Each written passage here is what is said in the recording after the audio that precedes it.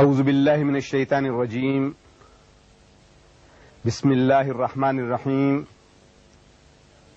شهر رمضان الذي أنزل فيه القرآن هدى للناس وبينات من الهدى والفرقان صدق الله المولى العظيم.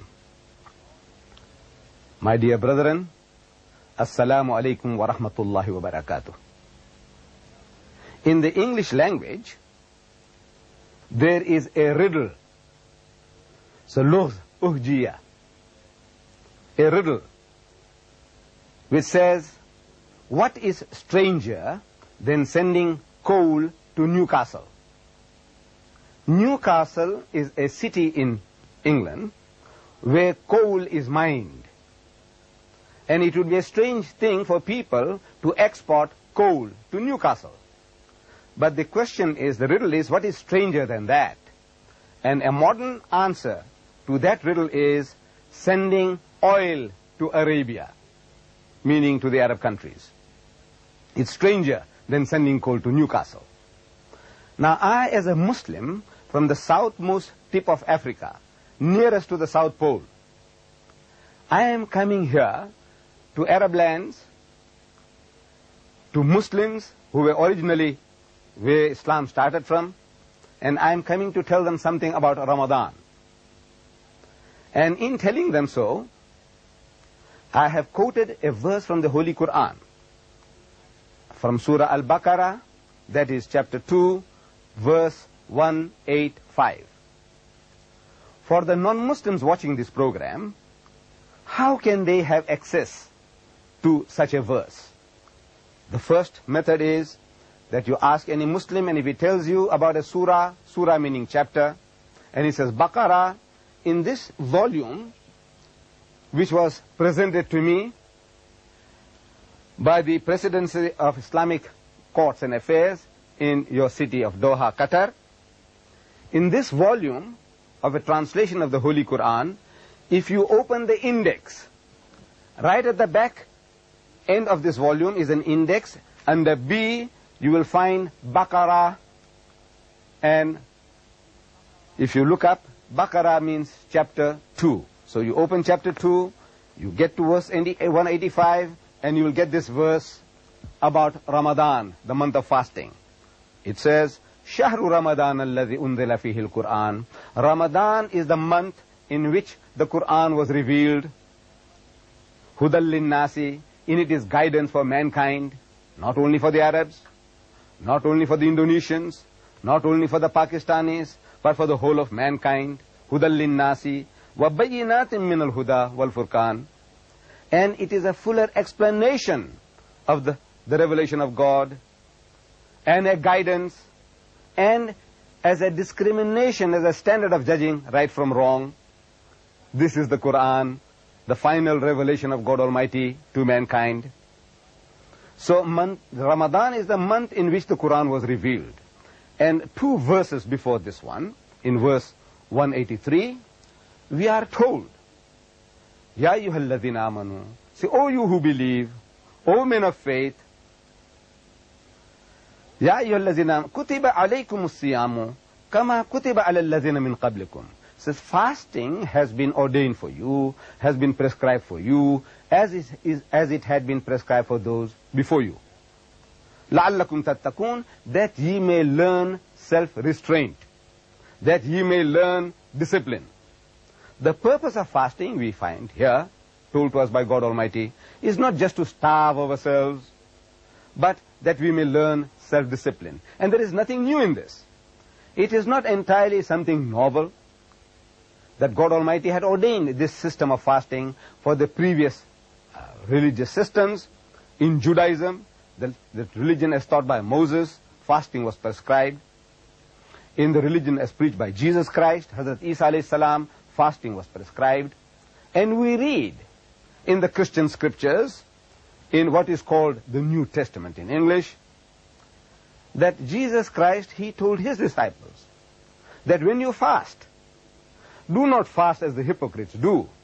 They do not wash their faces and they do not brush their hair. But when you fast, you must wash your face and brush your hair.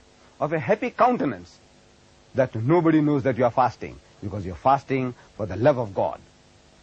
So in Islam, this is one of the major principles, pillars of Islam. And the Muslim, he looks forward to this holy month of Ramadan. And the Ramadan of the Muslim, the holy month of fasting, is counted according to a lunar calendar. We in the West, people in the West, we have a Gregorian solar calendar based on the movement of the sun, 365 and a quarter day a year, and another 365 and a quarter, and another 365 and a quarter, and at the fourth turn of the earth around the sun, they add a day, which means they have a lunar, they have add what is called, in February, they add an extra day. Now, in Islam, Allah Bari Ta'ala, God in His mercy, what He has done is that by giving us a lunar calendar for working out our days and our counting for our religious festivals, it has made it possible for mankind to have a fair chance of experiencing all the seasons of the year. For example, that if it was a solar calendar, then in the West, for example in England, which is a Western country, north of the southern of the equator, in that if Ramadan was around Christmas time, in December, like they say the birth of Jesus Christ was in December, they have a white Christmas, means always it is midwinter. In our case, if Ramadan was to come, instead of December, we say Ramadan, then every year, year in and year out, it would have been a midwinter for fasting, and people in the south of the equator, it would have been in midsummer, like in my country, South Africa, we would be having midsummer throughout our experience, and the Western man would be having midwinter throughout his experience, and fasting in winter and fasting in summer are not equal. There is a vast difference between these two. Fasting in summer is no doubt more strenuous, it is more tiring, more trying than fasting in winter. Then in winter, in the West, they have very, very long days and very, very short nights. Then we have very, very long days and very short days in winter and very, very long nights. So in other words, it would be very unfair, very unjust to work on a system of that nature. Allah subhanahu wa ta'ala, God Almighty, in His wisdom, in His mercy, He has given us this lunar calendar for working out this holy month of Ramadan. And we Muslims, we fast from before sunrise to sunset.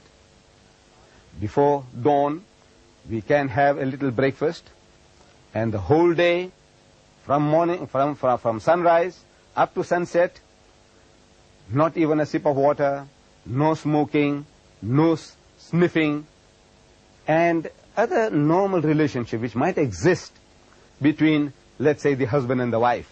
Even those relationships of satisfying your sexual needs are forbidden. And it is a great discipline. And the only witness to this system of fasting is God Almighty Himself. And we are told in the books of Hadith that Allah Bari Ta'ala, He Himself will reward the faithful, the one who has fasted from his own presence. Because the Muslim has done this for the love of God only. And nobody is a witness to this, because in the privacy of one's own home, from the cool refrigerator, he can take out water and he can drink. Who is a witness to that? Nobody, except Allah. So with the fear of Allah, the love of Allah, this makes the Muslim to obey this pillar of Islam. وآخر دعوانا الحمد لله رب العالمين.